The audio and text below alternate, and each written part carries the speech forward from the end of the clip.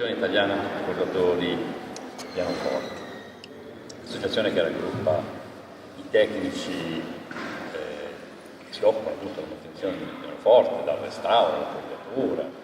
Questa associazione nasce nel 1969. A tutela del settore pianoforte. Il pianoforte è una macchina complessa, l'attrezzatura è l'ultima cosa. Adesso vi faremo vedere un video, un documentario di vari processi di costruzione dall'albero fino al prodotto finale della ditta Seiler.